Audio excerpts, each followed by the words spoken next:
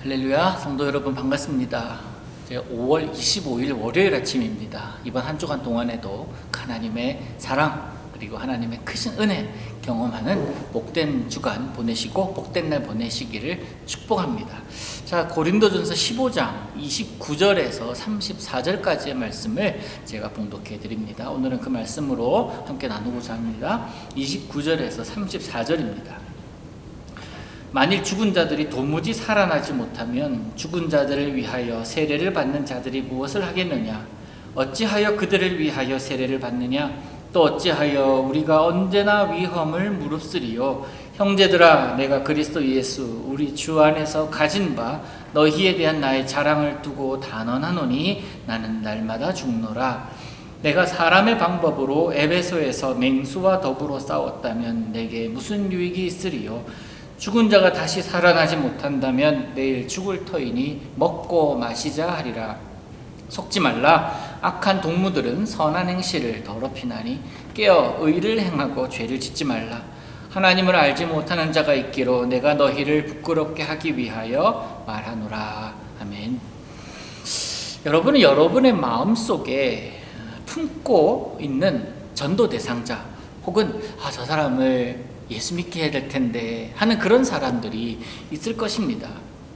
그들에게 복음을 전하다 보면 때로는 난감한 질문을 받을 때도 있습니다.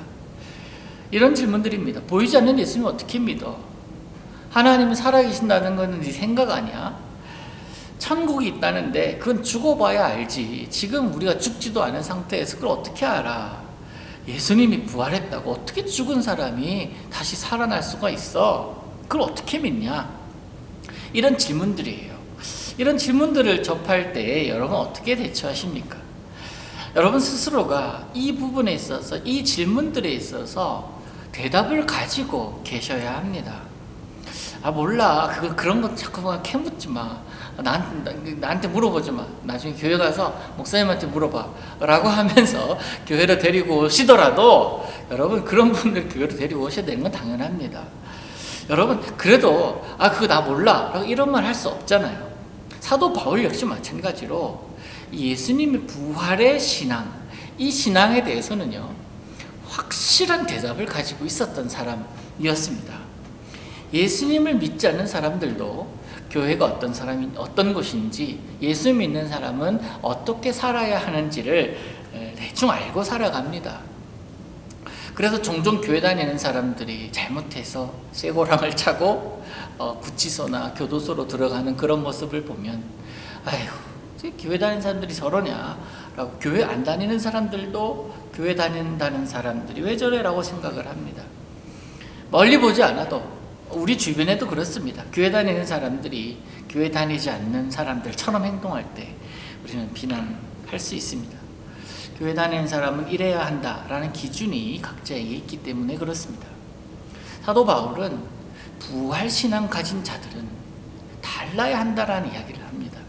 예수님을 믿는 사람으로서의 정확한 기준으로 살아가야 한다라고 주장하고 있고 그 역시 그렇게 살아가고 있습니다.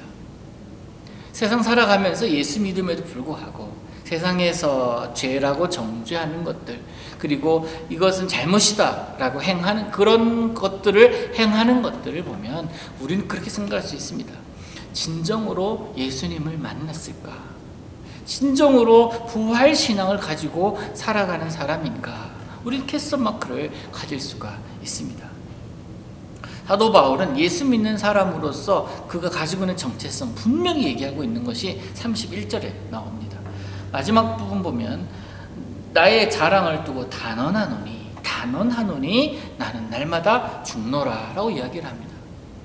바울은 원래 대단한 사람 아니었습니까? 출신도 그렇고 학벌도 그렇고 지식도 그는 일반 다른 사람들과는 비교도 안 될 정도의 사람이었습니다.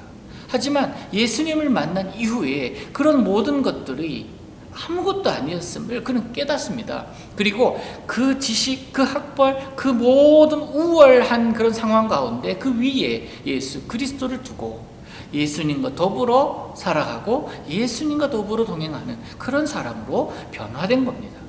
예수님을 만난 이후에 모든 것을 배설물로 여겼다라고 그는 표현하지 않습니까? 예수님으로 인해서 이전에 바울이 죽은 거예요. 그러면서 예수님으로 다시 태어난 겁니다.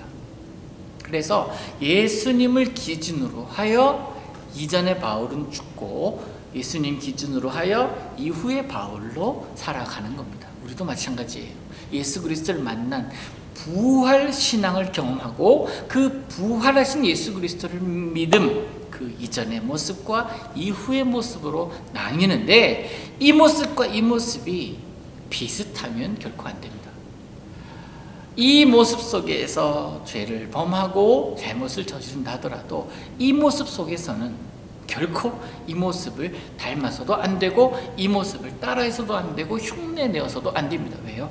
신앙인으로, 부활을 믿는 신앙인으로 변화되었기 때문에 그렇습니다. 이렇게 날마다 죽고 위험을 무릅쓰고 때로는 매질을 당하는 것, 때로는 에베소에서 맹수와 더불어 싸웠던 그런 모습들, 이런 것들이 예수 그리스도의 부활 아니면 아무 의미가 없다라고 이야기를 합니다. 그가 날마다 죽는다라는 고백은요, 왜 그래야 될까요? 죽어야 다시 태어날 수 있기 때문에 그렇습니다. 이렇게 날마다 죽는 나 다시 살아날 것에 대한 믿음의 모습 아니겠습니까? 다시 말해서 부활이 없다면 바울이 그렇게 예수님을 위해서 철저하게 헌신하는 삶은 아무 의미가 없다는 것이지요. 여러분이 이 어려운 상황 가운데서도 123 기도 운동에 힘쓰는 것, 온라인으로라도 주일 예배, 수요 예배, 기도, 새벽 기도에 드리기 위해 애쓰는 것, 무엇을 위함이고 무엇으로 인함입니까? 바로 예수님으로 인함이고 예수님을 위함 아닙니까? 그 예수 그리스도의 이름, 그 예수님의 은혜로 살아가기 위함 아닙니까? 그렇게 살아갈 때에 힘들고 어렵다 하는 그런 상황임에도 우리 입에는 찬송이 있을 수 있고 감사가 있을 수 있는 것입니다. 제가 다시 질문해 볼게요. 너 힘 안 드니? 뭐가 그렇게 좋아서 웃어? 죽어봐야 아는 천국, 너 진짜 있다고 생각하는 거야? 이런 질문 앞에서 여러분은요, 부활신앙 가진 여러분들은 확실한 대답이 있어야 할 줄로 믿습니다. 있어야 합니다. 힘들지 않다는 건 거짓말이에요. 어렵지 않다는 것은 거짓말입니다. 왜 힘들지 않겠습니까? 힘들어요. 매일 좋아서 매일 웃고 다니는 것은 바보입니다. 그런데 힘들어도 웃을 수 있는 것은 예수 그리스도의 부활 신앙이 있기 때문에 그렇습니다. 이런 면에서 우리는 바보 맞아요.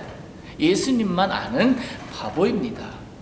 예수님의 부활이 내 부활이기에, 또 언젠가 다가올 죽은 자의 부활이 오늘을 살아가는 나에게 의미가 있기에, 그래서 그 의미를 정확하게 알려주는 본문이 오늘 본문인 겁니다. 이게 없다면 바울은 뭐라고 해요? 나도 너희들처럼 먹고 마실 거다 라고 이야기를 합니다. 그런데 부활 확실히 있기에 오늘 참을 수 있고 그 부활을 바라보면서 버틸 수 있는 것입니다. 사랑하는 여러분, 오늘 살아갈 때의 부활신앙, 주님 오실 때까지 놓지 마시기를 바랍니다. 그 예수님으로 오늘도 웃으며 살아가시기를 우리 주님의 이름으로 축복합니다. 하나님 아버지 감사합니다. 오늘 다른 것이 아닌 예수님 한 분만으로 기뻐하며 예수님 한 분만으로 만족한 신앙인 되게 하옵소서. 예수님의 이름으로 기도하옵나이다.